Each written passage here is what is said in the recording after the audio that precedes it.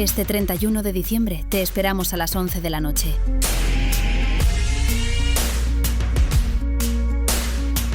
Vive las campanadas en PTV Andalucía, donde hay cabida para todos. Porque este año haremos historia.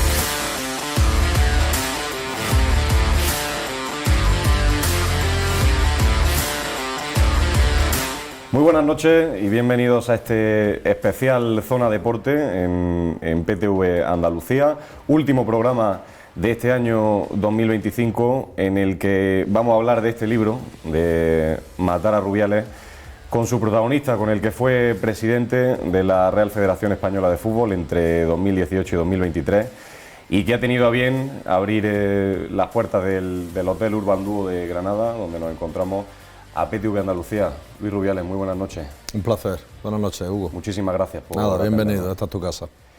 Has sacado tu libro hace muy poquito, venimos hoy aquí a hablar largo y tendido de él. Yo he podido leérmelo, además cuando empezamos a hablar de esta entrevista hace una semana, te dije que quería hacer la entrevista una vez lo hubiera terminado de leer. Y me ha parecido una lectura, tengo que decirte, muy interesante, muy densa, pero muy fácil de leer. Son 500 páginas al final de libro y en el que explica un poco lo que ha sido tu vida, sobre todo en esos 5 años de presidente de la Federación, pero bueno, también los antecedentes, lo que ha sido también algunos episodios después. Cuéntame en primer lugar por qué matar a Rubiales, de dónde viene eso, porque cuentas que sale de la Moncloa. Cuéntame esa historia, matar a Rubiales. Bueno, matar a Rubiales es una frase que el propio Javier Tebas dijo en una reunión con un empleado de la Federación al que le invitaba a entrar en los servidores de la Federación, le invitaba a conseguir documentación para matar a Rubiales, tanto él como otra persona que estaba en esa reunión, Gerardo González Otero, un ex secretario de la Federación, secretario general de la Federación. Y al final el motivo es pues que aunque hay gente que habla sin información, hay otros a los que les gusta estar documentados, hay otros a los que les gustan tener todas las versiones. Y bueno, pues yo me he encontrado muchísima gente que pensaba que lo del beso era algo intrascendente, que no tenía la importancia que se le dio, pero que había otras muchas cosas que sí la tenían. Entonces, ahí lo que explico es que no hay nada más, que esas otras cosas han sido denuncias formuladas con una mala intención. Si tiene 500 páginas el libro, precisamente es porque hay un apartado de archivos donde aparecen sentencias, informaciones, recursos, etcétera, donde se ve contratos, donde se ve que hemos actuado siempre en mi etapa con plena honestidad, con diligencia y yo te diría que buscando la excelencia y sobre todo con unos buenos resultados, eso nadie lo discute. Y bueno, ese es el motivo fundamental de contar la historia desde dentro, con documentación y sobre todo con una narrativa que hace honor a lo sucedido y no a lo publicado, que muchas veces no tiene nada que ver. El gran acontecimiento mediático que sufriste en tu etapa, ya en el ocaso de tu etapa como presidente de la Federación, fue efectivamente el beso, y tú has comentado, antes de hablar de él, has comentado que ¿crees que se magnifica por el proceso político que vive España en ese momento, no? Bueno, hay una tormenta perfecta, hay 4 o 5 cosas que se funden. Recordemos que a mí me inhabilita FIFA, donde no tengo grandes amigos, donde el director jurídico es una persona que fue precandidato contra mí en las elecciones a la Federación Española, Emilio García Silvero. El presidente, efectivamente, del gobierno está en esa época tratando de ser investido, rompiendo la promesa, la promesa que hizo en su momento al electorado y a todos los españoles, que jamás pactaría con los independentistas, que jamás llevaría a cabo una amnistía. Entonces, en ese momento, que se hable tanto de Luis Rubiales le viene muy bien como cortina de humo. Por supuesto, la extrema izquierda de este país, el ultrafeminismo, que están muy llevados de la mano y que la extrema izquierda en España está perdiendo muchos votos, pues ven una excusa a la que agarrarse para poder recuperar esos votos. Es la misma extrema izquierda liderada con dos cabezas, ¿no? Por un lado está Irene Montero, que es la ministra que ha puesto en la calle con sus decisiones a pederastas y a violadores. Tenemos a Yolanda Díaz, que es la misma ministra que, estando en efervescencia el caso de Rejón, lo nombra portavoz, mirando a otro lado, sobre las posibles acusaciones. Ahí el yo sí te creo, hermana, no tiene el mismo efecto que en otros casos. Y bueno, pues el mismo feminismo y la misma mujer, Yolanda Díaz, que funda un partido en Marea, se llama el partido, en Galicia hace años, de la mano de varios compañeros. Uno de ellos está condenado por violación, por pederastia, y nada, no la hemos escuchado jamás hablar de esto. Si a esto le unimos que había 15, que en realidad eran 18 jugadoras, que trataron de cortarle la cabeza a Jorge Vilda, que me pidieron en varias ocasiones que le cesara, y no pasé por el aro, pues bueno, fue para ella, yo creo, un motivo extra no quiero utilizar la palabra venganza, ¿no? Pero bueno, digamos que hicieron todo lo posible para decir, ahora va a caer Jorge Vilda y va a caer también el que mantuvo a Jorge Vilda. Por eso digo que hubo muchas cosas y bueno, pues ya cuento en el libro cómo son muchos años de sufrir mentiras en determinados medios que reciben dinero de la Liga en concepto de marca, ¿no? De branding content, y que esos mismos medios recibían 0 euros de la federación, aunque muchos de ellos nos pedían, ¿no? Nos pedían, pero yo tenía claro que el dinero del fútbol iba al fútbol. Por lo tanto, son muchas cosas, pero es cierto que una de ellas efectivamente es la de que al gobierno le interesaba a Pedro Sánchez. Y por entenderlo, si tú hubieras dimitido en ese momento sin pelear mucho, quizás se dejaba de hablar de Rubiales, ¿no?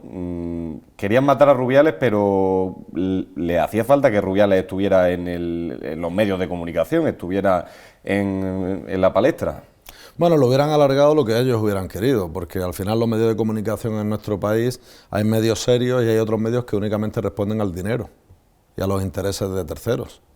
Entonces, pues bueno, eso lo he vivido yo en mis propias carnes, ¿no? Por lo que te he dicho, ¿no? La Federación nunca ha dado dinero, aunque me han pedido los medios. Seguramente si le hubiera dado, el trato hubiera sido muy diferente, hubiera sufrido menos mentiras, esas mentiras no hubieran llevado aparejadas denuncias, entonces era un efecto dominó, ¿no?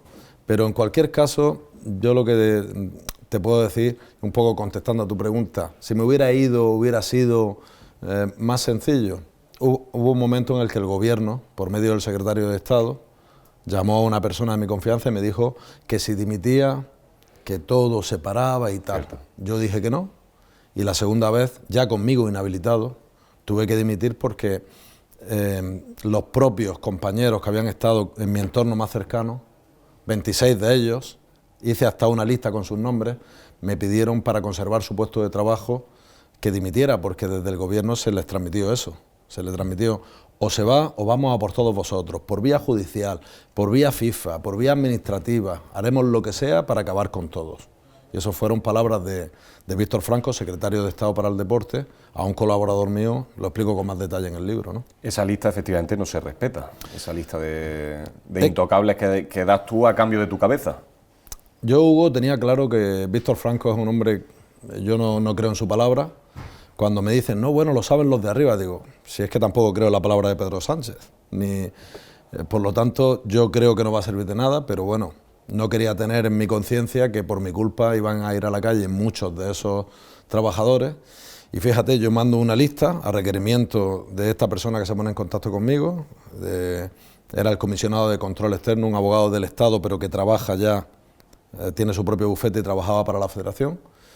Y le mando la lista con 26 nombres. El primero de la lista era mi secretario general, Andreu Camps, y 11 días después de mi dimisión estaba fuera.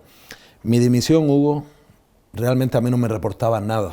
Yo estaba inhabilitado, yo sabía que al revés, que era un motivo de mofa para mis detractores, un motivo de satisfacción para la ultraizquierda y el ultrafeminismo, pero lo hice por generosidad con un grupo de trabajadores fantásticos que fueron señalados por estar en mi entorno y luego, pues bueno, el gobierno fue a por ello de la misma manera. ¿Crees que hubo mano directa de Pedro Sánchez? No puedo especular sobre si hubo o no hubo. Lo que sí que afirmo es que el gobierno, por medio del secretario de Estado, me dijo que o dimitía el lunes, no sé si era 10 o 9 de septiembre, antes de las 9 de la mañana, o que iban por todas partes a por nosotros, a por todos nosotros. Ya te digo, juzgados de manera administrativa, utilizando a FIFA, con la que tienen una buena relación, etcétera, etcétera. Entonces, eso ocurrió así, y luego, fíjate, luego hemos estado en procesos, y muchos de ellos están en procesos judiciales, sin que haya nada, porque vamos a demostrar que hemos actuado siempre de manera honrada. ¿Qué relación tuviste tú con Pedro Sánchez? Porque cuentas que, yo, por lo que entiendo, en los primeros años había una relación fluida, incluso le presenta a Gianni Infantino, quizás a raíz de esas relaciones luego fructifica el hecho de que España vaya a ser sede del Mundial en el 2030. ¿Cómo fueron esos años con Pedro Sánchez? Además, reconocido, creo que fuiste votante de él, ¿no? ¿Cómo fue tu relación con él? El hecho de que yo le presentara a Pedro Sánchez Infantino no tiene nada que ver con el Mundial. Nada, ¿no? Nada, es decir, Pedro Sánchez, cada vez que ha salido a hablar del Mundial, ha sido para equivocarse. Quien nos ayudó de verdad a conseguir el Mundial, aunque dependa de FIFA, cada nación tiene un voto, claro. Y son nación o federación, porque hay más de 200, si tenemos 190 y tantos países en la ONU, hay más de 200 federaciones, ¿no?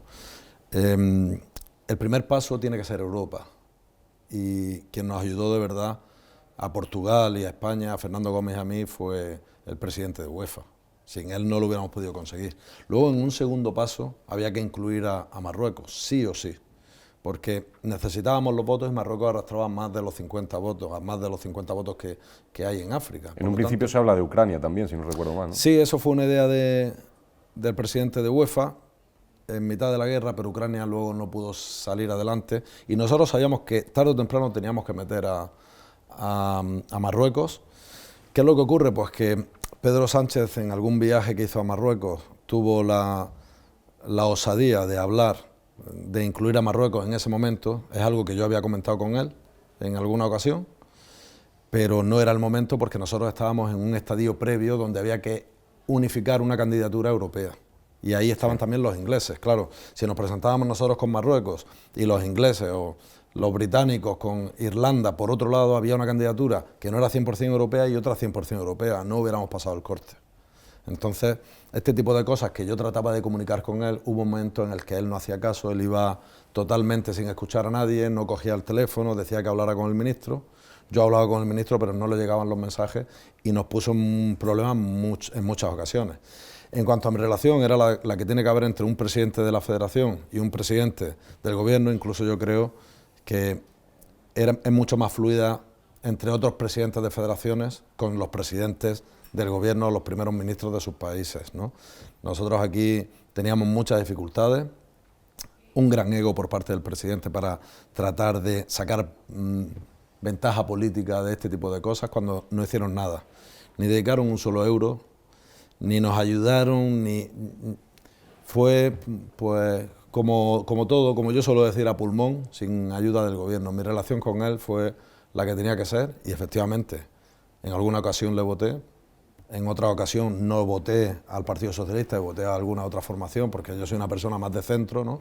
Y no me ha importado, en función del candidato, mirar a uno u otro lado, pero yo no le voté para que pactara con proetarras, para que pactara con ultra feministas, para que pactara con independentistas, para que le diera la amnistía después de haber prometido que jamás lo haría, ¿no? Yo creo que él ha incumplido con todos, afirmo que ha incumplido con todos sus votantes, y por eso lo califico como un cuentista. ¿Cómo llega un motrileño a presidente de la institución más grande que hay, en el deporte más grande que hay en España? Bueno, yo creo que como futbolista he tenido la suerte de conocer todas las categorías de este deporte.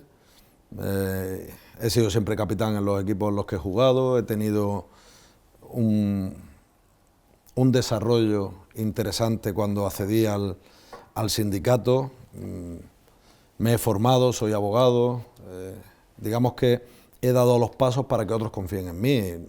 la labor que hicimos en el sindicato de acabar con todas las deudas, de incorporar a la mujer, de crear un fondo de pensiones para la retirada de los futbolistas, de generar de 2 millones y pico a 14 millones en los años que estuve dirigiendo el sindicato, pues yo creo que me generaron la confianza dentro del mundo del fútbol, vieron que la gestión, que era capaz de dirigir equipos con un éxito en la gestión importante, y bueno, pues cuando llegamos a la federación pues fue exactamente igual. Pasamos de 140 millones a 400, el fútbol femenino fue especial protagonista, trajimos los mejores eventos, no solo el Mundial, sino finales de fútbol femenino, de fútbol masculino. A nivel deportivo conseguimos los mejores éxitos, las competiciones que estaban muertas las revitalizamos, tanto la Copa del Rey como la Supercopa y otras. Es decir, yo creo que la gestión en el mundo del deporte tiene que reconocer que el trabajo que hemos hecho ha sido muy bueno. Aún así, para una persona humilde que no está en esos entornos de poder, que no pasa por el aro con determinados medios de comunicación, que no da dinero a determinadas televisiones o periódicos, etcétera, pues es muy complicado permanecer. Y bueno, aprovecharon un resbalón para ir todos a por mí porque me tenían ganas. ¿Cuándo cree que se tuerce públicamente su presidencia? Porque está claro, y luego hablaremos también de los medios de comunicación, que el papel que han tenido los medios de comunicación en su vida de presidente ha sido seguramente determinante en que hoy ya no lo sea, junto a otros detalles que podemos discutir. Pero ¿cuándo cree que se tuerce, o incluso si cree que empieza ya torcida a nivel público, mediático, su presidencia? No, yo me tuve que presentar al presidente de la Federación con la acusación de una mujer por agresión y por coacciones, y al final se demostró que era al revés, que tanto ella como su pareja, su marido, su novio, nos acosaron a mi familia y a mí, y bueno, hubo una condena para esta señora y no salió en ningún sitio. Y a mí yo tuve que ir a la campaña, es más, el día de la votación tuve que ir a un juicio en Valencia y salir corriendo para llegar a tiempo a Madrid a la votación. Es decir, yo he estado constantemente sometido a difamaciones, a noticias falsas. Con esas noticias falsas se generaban denuncias, todo esto en el entorno de Javier Tebas. Siempre Javier Tebas estaba por un lado u otro, siempre con medios de comunicación, o muchos de ellos que recibían dinero en concepto de branding contest por parte de la Liga. Y bueno, pues esto ha sido así. Y quizá ese sea uno de los grandes motivos por los que me he decidido a escribir este libro, porque hay mucha gente de bien que simplemente con escuchar generalidades, pues te dice cuando el río suena agua lleva, o si hay 10 casos, alguno será verdad, y no. Todos han llegado al final, cuando llegan al final salimos exonerados, pero eso no se publica. Por ejemplo, se ha hablado en referencia, ¿no?, haciendo batiburrillos de posibles mordidas, de si tengo posesiones en República Dominicana, villas de lujo, en Arabia Saudí, si tengo tal. Han salido, bueno, me han vinculado a Gerard Piqué. Cuando ha salido el informe, la resolución firme de la agencia tributaria, no se ha publicado en los medios de comunicación. En ese informe se dice de manera clara que todos mis ingresos han sido legales, que el patrimonio que yo tengo se ha conseguido con ingresos declarados 100% en España. Cuando ha llegado exactamente lo mismo de Andorra, no solo vinculándome a mí, sino a cualquiera de las personas que decían que podían ser mis testaferros, mis socios, la mujer de mi socio, amigos, no hay nada de nada. Pero es que además también ha venido el informe súper sólido de República Dominicana, porque llegaron a decir, recordarás que tenía 36 cuentas, que tenía allí yo no sé qué patrimonio y hasta un equipo de béisbol. Y es todo falso, inventado por los medios de comunicación. Y la Fiscalía Anticorrupción ha dicho de manera firme que no encuentran nada, que no hay nada. Ni a mí, ni a los que en teoría tenían relación conmigo. Yo tengo un socio con el que comparto la gestión de varios hoteles, entre ellos este en el que estamos hoy. Yo tengo una participación minoritaria, él es el ejecutivo, el que sabe de esto y el que lleva esto, y yo estoy aprendiendo. Pero cuando se demuestra que eres honrado, luego los medios no lo sacan, les da igual. Les da igual, es más, si sale alguna noticia que fue acusado de o que fue investigado por, y ese es un mal que he sufrido y que la verdad es que creo que que es muy injusto, y estoy convencido que la gente que lea el libro de principio a final dirá, madre mía, la de mentiras que ha tenido que aguantar esta persona, ¿no? La sensación leyéndote es que has tenido que remar mucho a contracorriente prácticamente siempre, ¿no? Casi empezando desde el primer momento hablas de que no eras idóneo para el CSD, para el puesto de presidente de la federación, y un nombre que yo creo que ha marcado tu vida pública, que es el de Javier Tebas, ¿no? Bueno, pero es que este es un hombre sin alma, sin corazón, porque tú puedes pelear y es normal que haya diferencias entre los intereses de la liga, del sindicato, de la federación, eso es normal, pero el cómo se pelea también dice mucho. Y claro, que una persona asesore a tu tío cuando está trabajando todavía en la federación, alguien que ha sido director de gabinete de la federación, y él reconoce que lo ha asesorado, cuando va a hablar con el vicesecretario general a pedirle que, como he dicho antes, que entren los servidores de la federación, que le pase información reservada, algo que es ilegal, de la federación a él.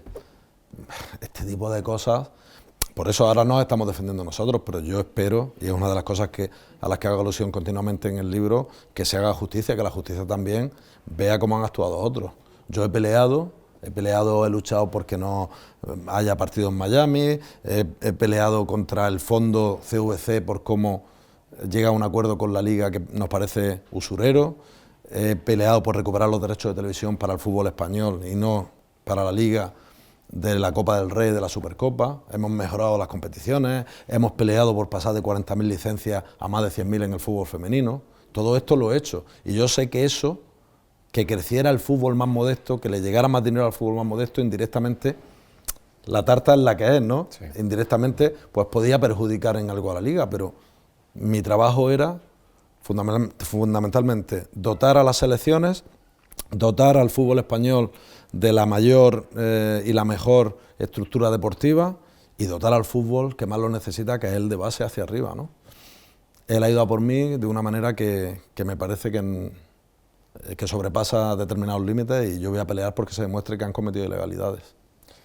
¿Y entonces qué tuvo Luis Rubiales para no encajar? ¿Qué hay en tu persona para que hayas tenido tantos enemigos? Porque realmente hablas de muchos en tu libro, muchos amigos también en el camino seguro, muchos que mencionas que fueron amigos y que de la noche a la mañana dejaron de serlo, que un día aplaudían y al otro no lo hacían o no podían hacerlo.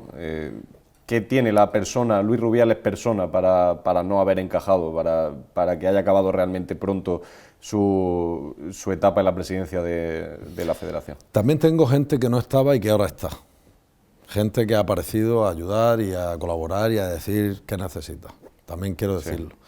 A ver, yo creo que te puedo poner un ejemplo. Si el acuerdo de CVC, que vinieron a ofrecerme comprar derechos de televisión, me pidieron comprar derechos de televisión que tienen que ser subastados en un tender público. No somos una institución pública, pero el tender es público, ante notarios, abriendo sobres, etcétera.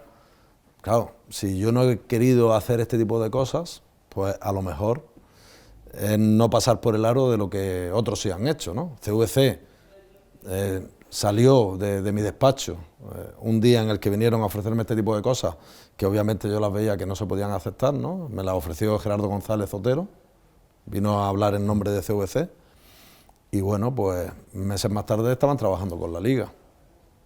Este tipo de cosas, o por ejemplo, si yo hubiera dado 20, 30 o 40 millones de euros en concepto de branding content o similares, como ha hecho la liga a los medios de comunicación, pues me hubieran puesto por las nubes, ¿no?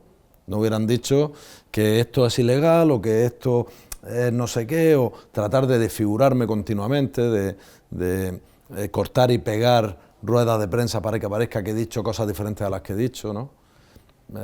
Ese tipo de cosas. Y bueno, pues mi constante era trabajar y obtener resultados, y la constante de otros era invertir en medios de comunicación y generar querellas y denuncias para tenerme siempre en los juzgados, ¿no? Luis, hablas de cientos de acciones judiciales en tu contra, pero solo una condena. Por ahora, la condena del caso Jenny Hermoso, Corrígeme si me equivoco, lo que hay por ahora son 10.800 euros de multa, aparte de una indemnización a ella y creo que no la prohibición de acercarte a 200 metros. Lo tienes recurrido ante el Supremo. ¿Cómo has vivido tú esto, además como abogado, ¿no?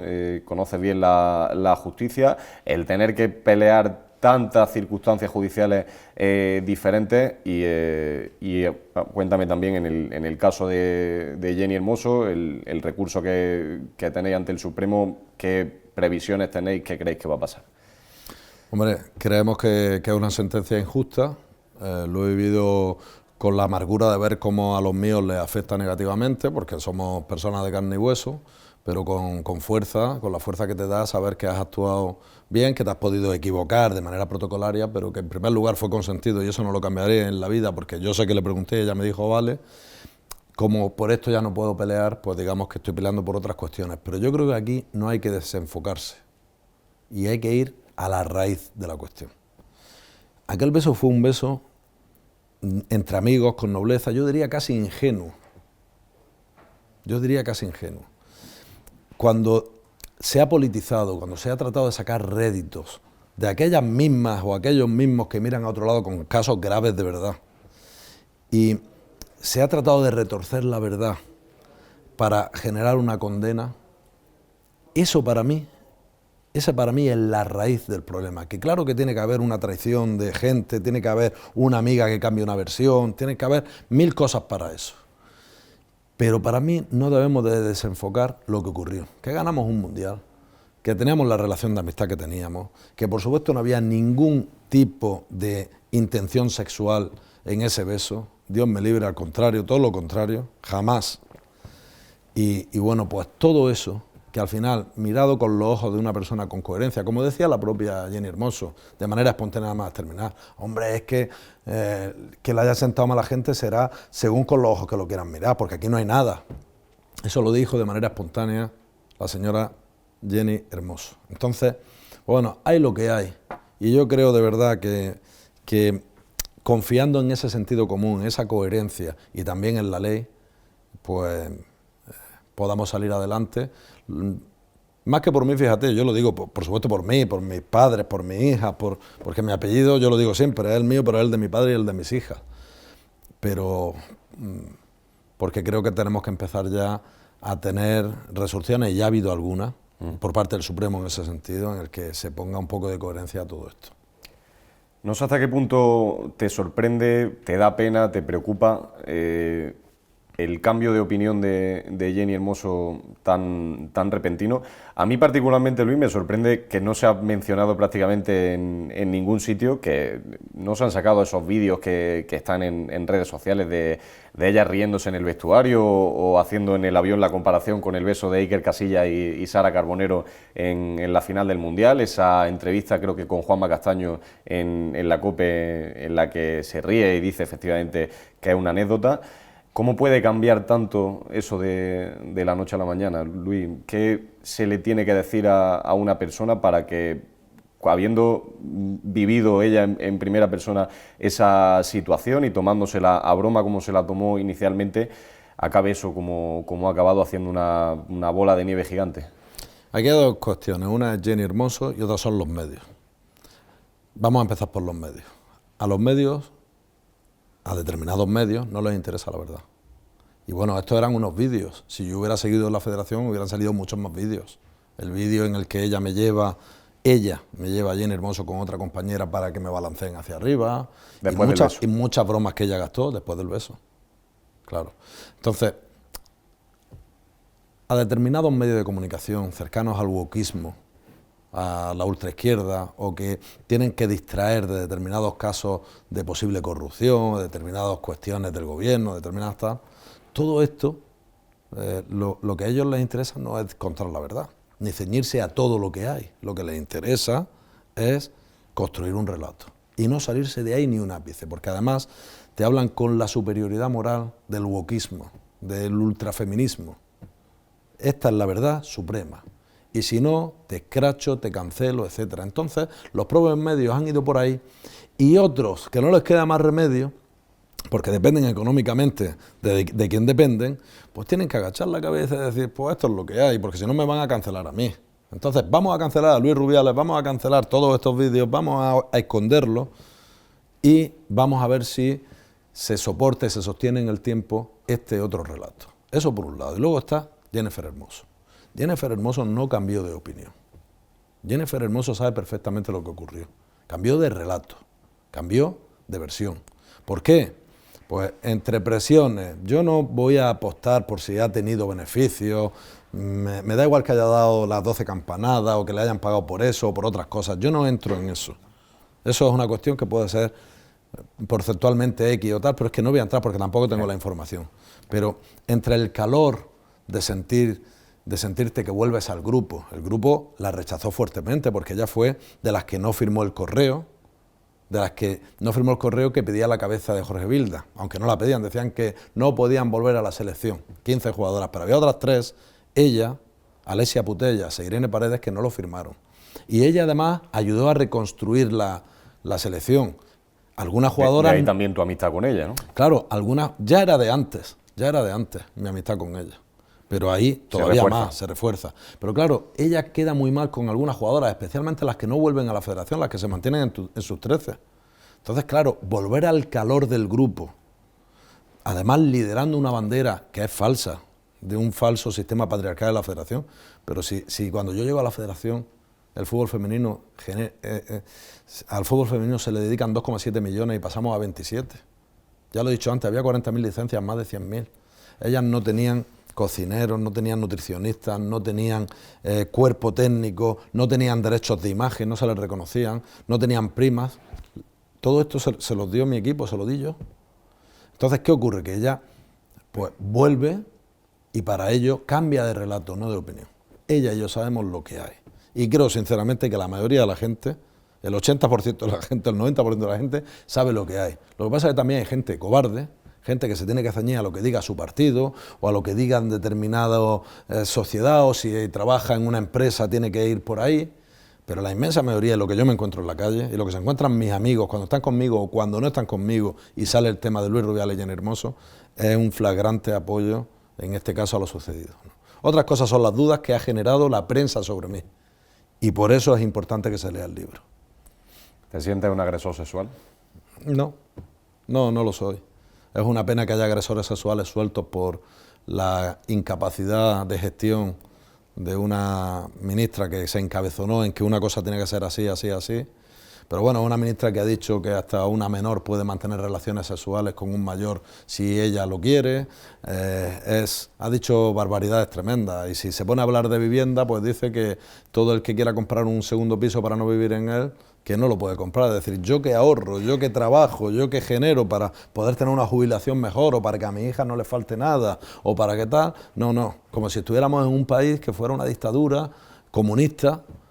No, estamos en un país capitalista donde el que trabaja, el que genera, el que incluso sin trabajar mucho tiene una capacidad bestial para generar dinero, una habilidad, o es muy creativo, o una patente, lo que sea, oye, ¿por qué no va a poder comprar patrimonio? Lo que tienes que hacer tú es proteger a las personas que tienen ese patrimonio. Y obviamente hay niveles que hay que proteger de gente que está desasistida, pero tú no puedes dar vía libre a ocupar viviendas. Ni la solución tiene que ser, como ella ha llegado a decir, esta señora Montero, que es tremendo, requisar estas viviendas para ponerlas a disposición de quien las necesite, no. Que construyan viviendas, que se pagan muchos impuestos en España y se tienen que dedicar a lo que se tienen que dedicar. Por cerrar el capítulo Beso, ¿se lo hubieras dado a un hombre? Lo intenté en la semifinal con Jorge Vilda y giró el cuello. Y siendo futbolista lo he hecho en varias ocasiones. Si aquí el problema ha sido que la relación que había entre el presidente de la federación y la jugadora era de amistad. A mí me muelen a collejas en el vestuario, me gastan bromas, es decir, la relación que había anteriormente era nula, cero. Ningún presidente de la federación se sabía ni un solo nombre de una jugadora, ni uno. Yo las conozco a todas, en algunos casos conozco a sus familias. He estado en el hospital cuando se ha puesto enferma una de las hijas, o he ido a ver a otra que se rompió la rodilla o tal. Tengo mensajes de ellas después del beso, de muchas jugadoras a las que han intentado llevar al juicio. Y claro, no han querido ir. Porque una cosa es callarse porque no les queda más remedio y otra cosa es ir a defenderme. Muy duro para una mujer.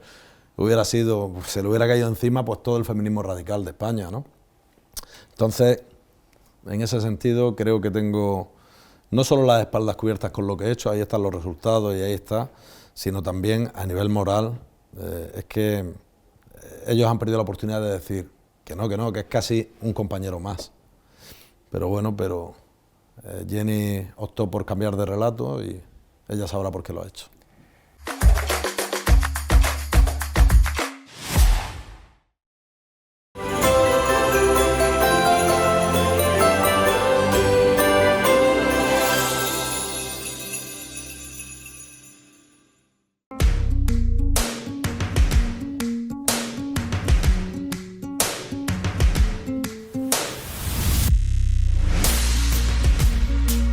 Este 31 de diciembre te esperamos a las 11 de la noche.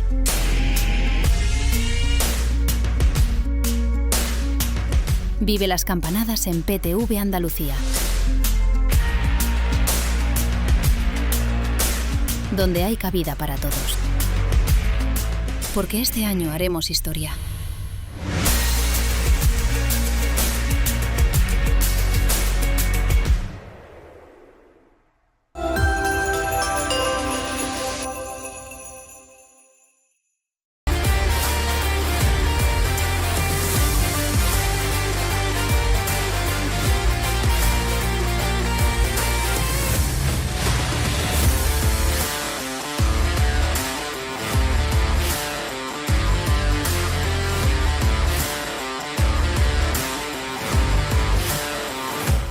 Sydney quizás es lo más grande y a la postre también lo más triste que te pudo pasar en tu vida como presidente. Cuentas, hay una historia que me parece fascinante, creo que fue una idea tuya además, según cuentas, que ese momento en el que abrís las cortinas en la charla antes de la final y aparecen todas las familias, decías para agitarlas, ¿no? Creo que es la palabra que utilizas, para agitarlas antes de la final. Hacía falta equilibrar la intensidad física con la inglesa y viví momentos emocionantes allí, ¿no? Es una pena, Luis, que al final casi haya quedado más el beso a Jenny Hermoso que el ser campeona del mundo. Lo que viviste allí ese mes en Australia, imagino que es de lo más bonito que sacas de tu etapa como presidente. Hubiera habido un documental precioso con todas estas imágenes. Fue una idea que se me ocurrió efectivamente porque había mucha diferencia física entre aquel equipo inglés y el nuestro. Nosotros técnicamente nuestra plantilla era mejor, pero fue una idea que se me ocurrió, tanto el psicólogo como el propio Jorge la vieron bien. Yo di 2 charlas anteriores en los últimos partidos porque Jorge me pidió que diera la charla. Esa era la relación que tenía con las jugadoras, ¿no? Y efectivamente llevamos allí a todas sus familias, hicimos pancartas, estuvimos la noche de antes que Juan Rubiales salió diciendo que yo estuve de marcha hasta las tantas, es falso. Estuvimos allí preparándolo todo porque pusimos unas cortinas para que los familiares estuvieran en un sitio y las jugadoras recibiendo la charla táctica en otro, ¿no? Y bueno, pues cuando descorrimos las cortinas teníamos todo preparado con las familias. Recuerdo que la madre de una jugadora, incluso, que no quiero decir nombres, pues que está en silla de ruedas, pues puse una persona para que estuviera la primera delante, que no se quedara detrás. Es decir, cuidamos todos los detalles. Pero bueno, sucumbieron al deseo de decir ahora va a ir Jorge Vilda a la calle y va a ir Luis Rubiales a la calle, en lugar de tratar de cortar por lo sano algo que no tenía importancia, y no se ha visto todo el trabajo que se hizo allí. Es una pena, pero lo importante es que han sido campeonas del mundo gracias a su tremenda calidad y gracias también a las herramientas que desde la Federación pusimos en mi etapa, porque no te quepa la menor duda que antes tenían la misma calidad y si no conseguían pasar de cuarto, no conseguían estas cosas es porque quizás no tenían los entrenadores, los medios, los reconocimientos que debían de tener para llegar a ese nivel. Has pedido disculpas varias veces por ese gesto en el que te llevas la mano a los genitales después de la consecución del título. Y más que centrarnos en eso, que ya lo has comentado muchas veces, no sé si crees que en general en tu vida como presidente, una de las cosas que te ha podido condenar es precisamente la naturalidad, el ser quizá una persona demasiado normal para el cargo que tenías, que te han podido o han resaltado más las formas que el fondo, Luis. Bueno, pero es que la forma, es que yo hice eso una vez en mi vida, lo han repetido después 200 veces, pero yo me he comportado siempre bien. Yo he sido fuerte en mis convicciones, he defendido con firmeza las cosas estas, no he dado dinero a la prensa, no he caído También, en esa... Perdona, más allá del gesto, tu forma de hablar, ¿no? Siempre has dicho ese acento motrileño que no lo has perdido nunca, la forma de expresarte quizás no era a lo que la gente está acostumbrada a ver a un presidente de la Federación. No, yo creo que yo me expreso, yo soy andaluz, pero me expreso muy bien y debato con cualquiera y soy abogado y tengo un currículum que ahí está, he sido vicepresidente de UEFA, no soy el más joven de los más jóvenes de la historia y tengo también un currículum académico que ahí está, es decir, una cosa es que tú seas andaluz y otra cosa es que el fondo de lo que hablas y el contenido esté al nivel que requiere la ocasión. Entonces yo no he tenido ningún problema, al contrario, creo que he defendido siempre bien y te invito a que veas entrevistas mías muy duras, sí, con medios en contra, y cómo he contestado yo y lo que he tenido que aguantar, que otro a lo mejor se hubiera levantado y se hubiera ido, ¿no? Y luego, los privilegios que otros hubieran tenido yo no los tenía, porque por ejemplo, en ese viaje de la final que se paga a todas las familias, que se paga de los entrenadores, a todos, ahí había 4 personas en el avión que no pagaron, que fueron mis 3 hijas y el novio de mi hija mayor, que viajó también. Entonces yo he cuidado mucho que con el dinero de la Federación se actúe siempre bien y se haga lo que se tiene que hacer. En todo caso, no sé si te considera una persona... Bueno, no sé si lo he dicho bien, ¿no? Que 4 que sí pagaron el viaje... Sí, yo lo he entendido, sí. Además lo has contado ya en otras ocasiones. No eres políticamente correcto en el sentido de que no te callas lo que piensas, ¿no? Aunque sea poco agradable, es decir, tú siempre has sido muy transparente, Luis. No, una cosa es ser transparente y otra cosa es... claro que muchas veces te tienes que callar por educación o te tienes que callar porque no es el contexto o porque no es el momento. Yo creo que se ha tratado de dar una imagen mía muy impulsiva y para nada. Una cosa es ser firme, ser valiente, tener muy claras cuáles son tus posturas y otra cosa muy diferente es esa imagen que algunos medios han tratado de sacar descontextualizado, utilizando WhatsApp de mi teléfono, que han sido robados, que yo no he autorizado, es decir, y que se han manipulado, cortado y pegado. Es decir, mira, por ejemplo, una de las cosas que más factura me ha pasado externamente son los WhatsApp con Gerard Piqué.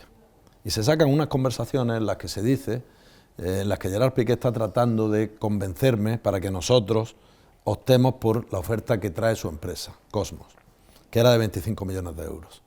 Y al final, esto lo puedes repartir así, o lo puedes repartir de esta otra manera, y eso se ha vendido como que estábamos repartiendo el dinero, ¿no? Yo lo escuché, y yo no acepté la propuesta. La propuesta de Arabia Saudí final fue de 40 millones, no de 25. Claro, la empresa Cosmos trabajaba para que aceptáramos eso porque ellos tenían pactado un 10% con esta empresa. Era su retribución, un 10%. Sí. Por lo tanto hubieran sido 2,5 millones. Después fue de 4 millones, fue de más. ¿Por qué? Porque la negociación la hicimos desde la Federación. Nos sentamos con los árabes. Con lealtad, la empresa estaba delante, pero nos sentamos con los saudíes. Y fueron 40 millones. Y como fue la mejor oferta, ni es cierto lo que publicó el Confidencial, que había una oferta mejor de Qatar, es falso. Y lo publicó ese medio sabiendo que era falso. Y estoy imputado por corrupción por eso, por una noticia falsa.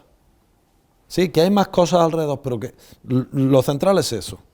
Y claro, ni había mejores ofertas, ni ha habido comisiones, ni ha habido mordidas, ni yo tengo nada que ver con Gerard Piqué. Y claro, cuando él me habla a mí, como todo el mundo del fútbol, sean de Granada, sean de Málaga, de cualquier lugar del mundo, me conocen por Rubi. Sí. Hasta fíjate, yo creo que hasta en el comité ejecutivo de UEFA, algunos me llamaban Luis, o sobre todo, pues, siendo vicepresidente es difícil, pero en cuanto tenían un poco de confianza, todo el mundo me llama Rubi.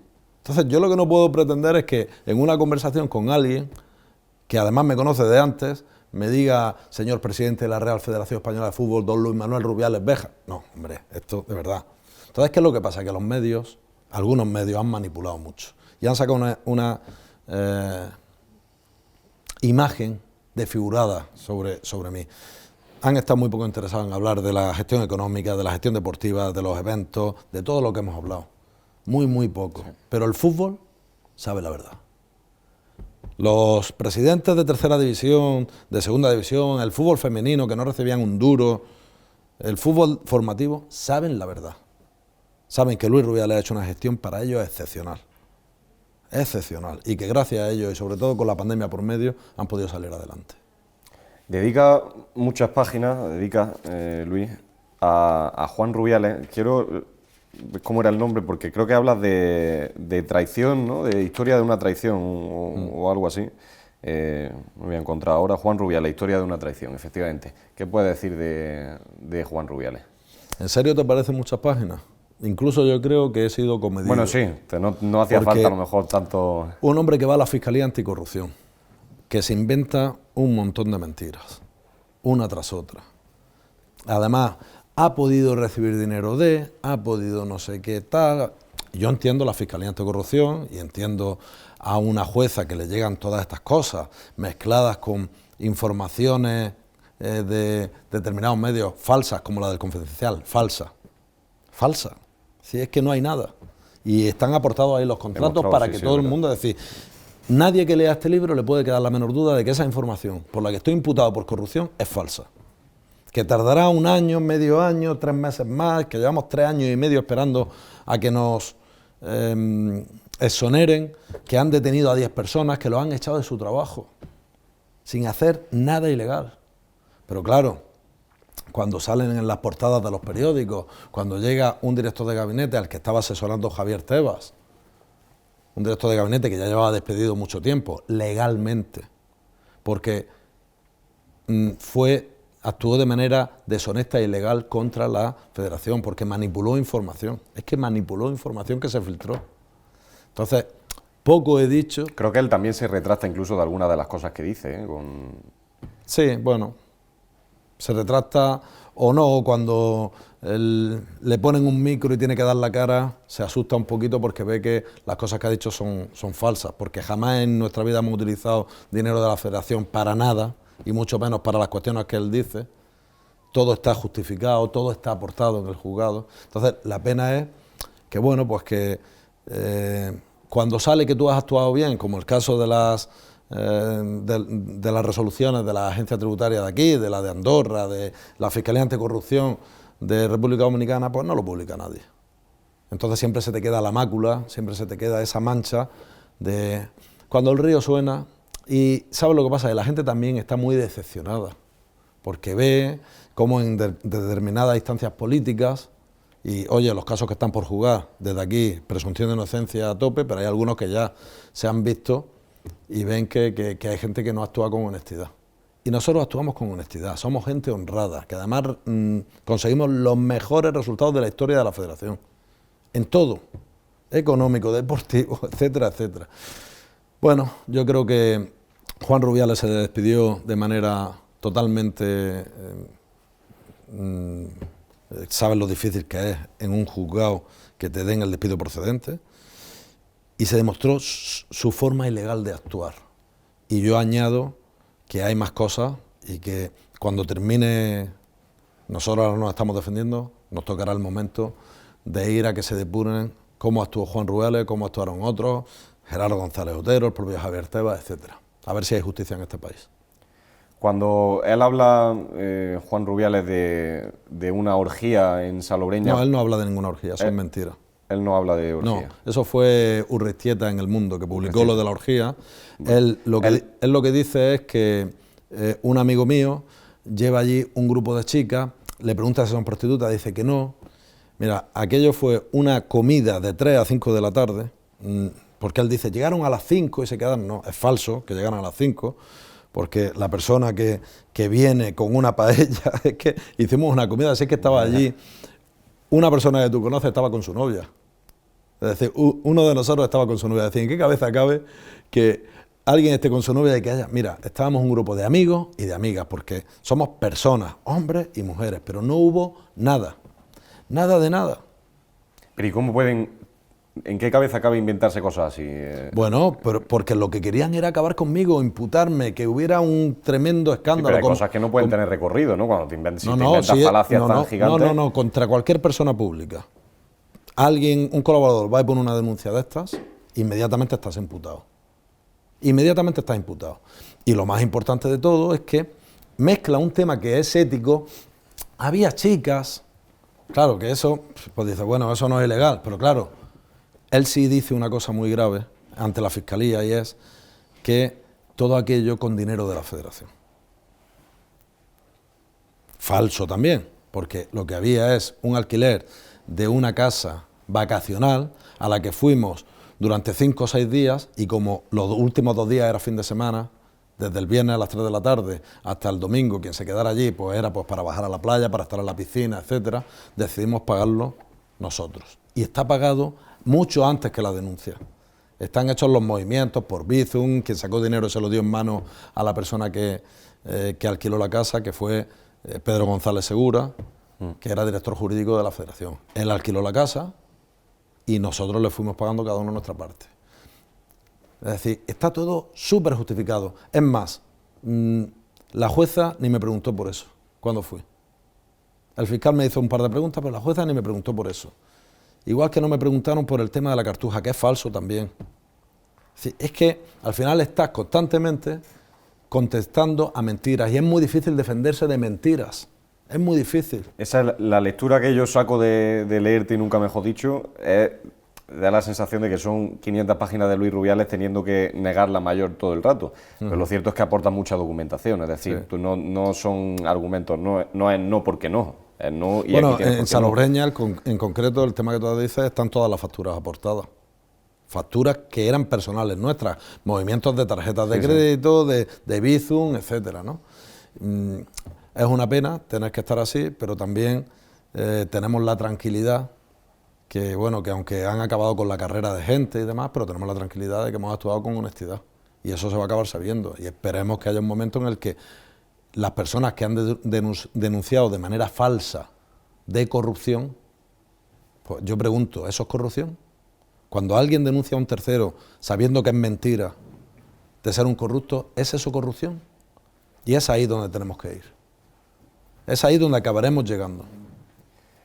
Por ir terminando, lógicamente es imposible desgranar el libro completo y ya te digo que yo invito a la gente también a leerlo porque a mí me ha parecido, y no te lo digo porque estés tú aquí delante mía, me ha parecido una lectura bastante interesante. Muchas gracias. Un episodio ya posterior a tu etapa como presidente, esa detención en Dominicana, en la que dices que temes por tu vida. Entran, no sé si entran, dice, una veintena de personas, creo que del ejército dominicano, también del ejército español o de la Guardia Civil de la UCO. No sé si de verdad viste que ahí se acababa todo y te quiero preguntar también si has temido por tu vida en otras ocasiones, en estos años. No, yo no he temido por mi vida. Yo, ahora todo lo pasado, sabes que no hubiera pasado nada, ¿no? Pero cuando tú estás desayunando a las 8 de la mañana, 8 y cuarto de la mañana, en una casa que además no es la tuya, que te han invitado, que era una casa alquilada, vacacional, por 2 amigos, por mi socio y por un amigo, para 20 días, creo, 15 o 20 días, y que de hecho en los 20 días que estuve allí creo que me quedé 2 noches a dormir, porque yo tenía mi propio apartamento alquilado con un compañero. O bueno, pues claro, cuando llegas allí a las 8 de la mañana a desayunar y entras por las ventanas, por las puertas, por la parte de atrás, por todas partes, gente enmascarada, con metralletas, con pistolas, con escopetas, claro, y además te dicen, tiren las armas al suelo, boca abajo al suelo.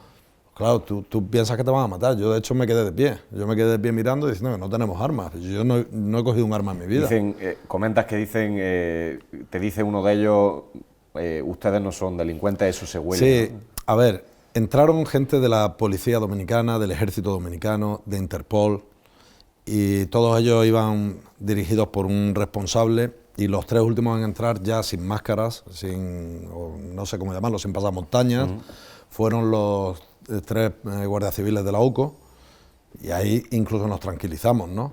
Entonces hubo un momento en el que yo necesitaba ir al baño después de 2 o 3 horas o 4 horas, que al final lo que les dimos fue nuestros teléfonos porque no había nada allí, ni allí ni en ningún sitio.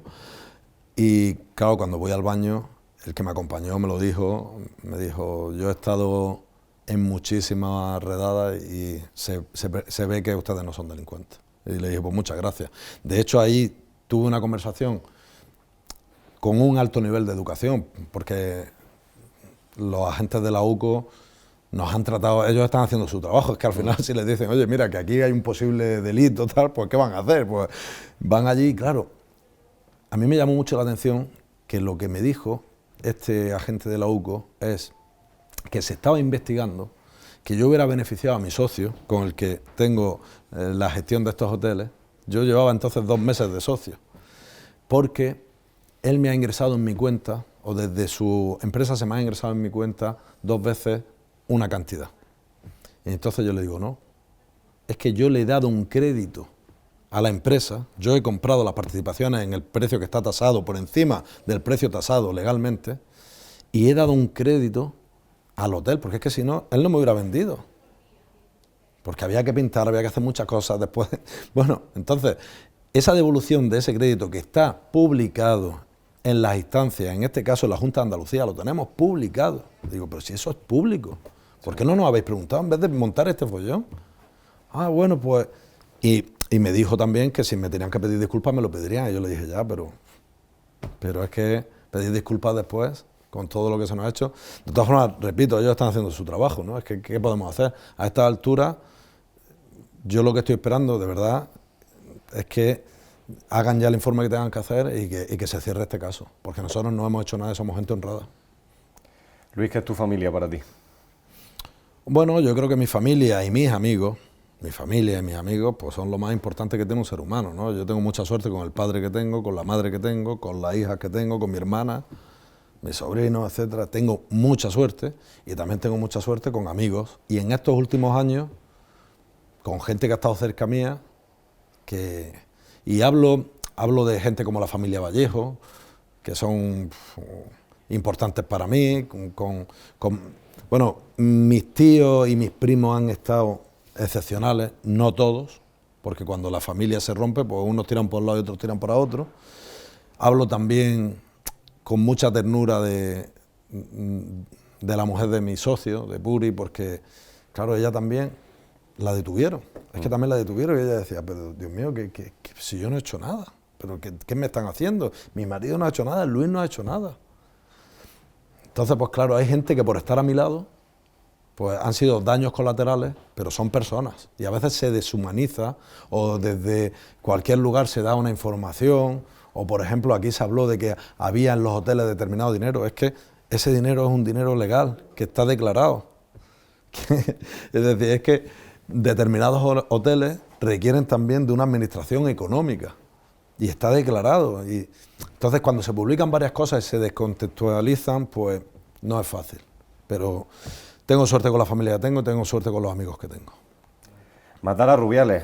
Está estrenado como escritor a lo grande, ¿eh? La verdad es que es un libro gordo, ¿eh?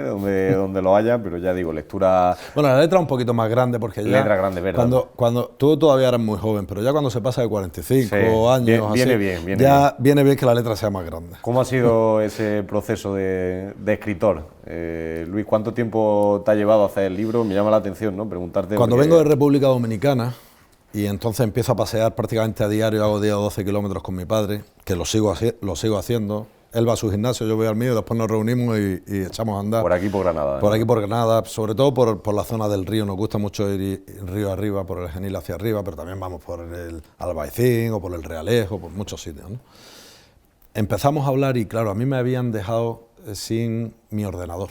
Yo no tenía toda la base de datos que tenía, no la tenía, pero mi padre guardaba muchas de las cosas que yo le había mandado, le había dicho, papá, esto por si se me pierde a mí en algún momento y tal. Entonces mi padre empieza a recopilar esos datos y empieza a buscar otros muchos. Digamos que ha sido la persona que he tenido, no tenía ni ordenador yo entonces y no tenía ingresos porque me habían bloqueado las cuentas, ¿no? Entonces nos bloquearon las cuentas de los hoteles. Entonces fue muy duro, los primeros 4, 5, 6 meses fueron muy duros, hasta que me van desbloqueando algunas cuentas, nos van dejando respirar, ¿no?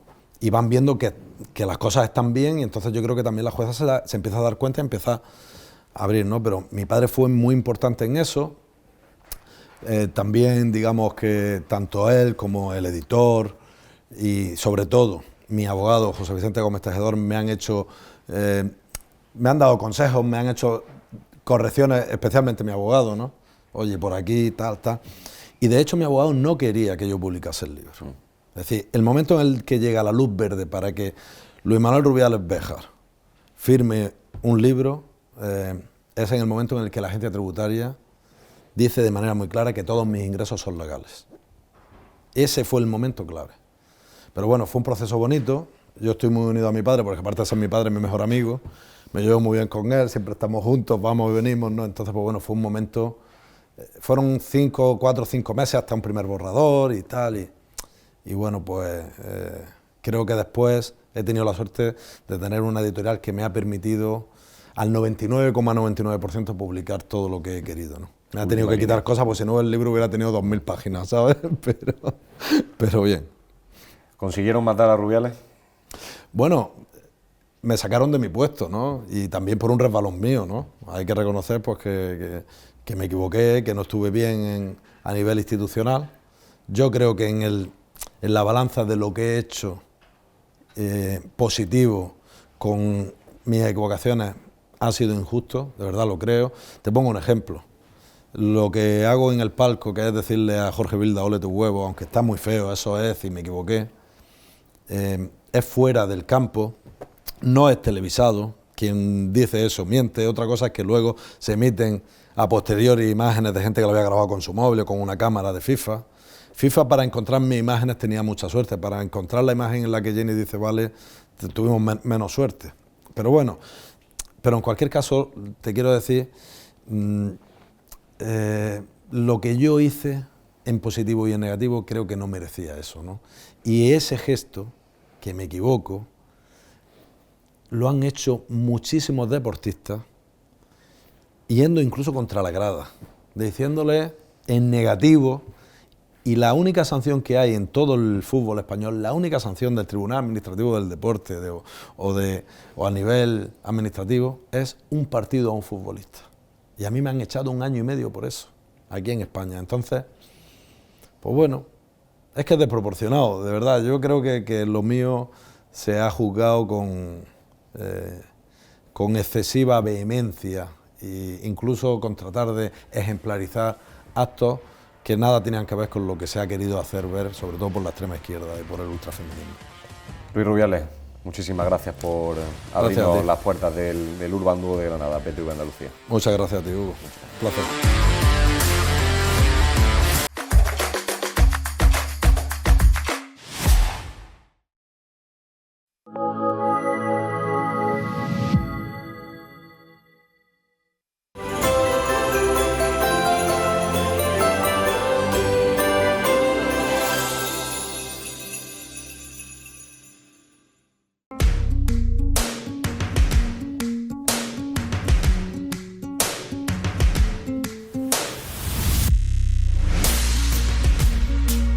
Este 31 de diciembre te esperamos a las 11 de la noche.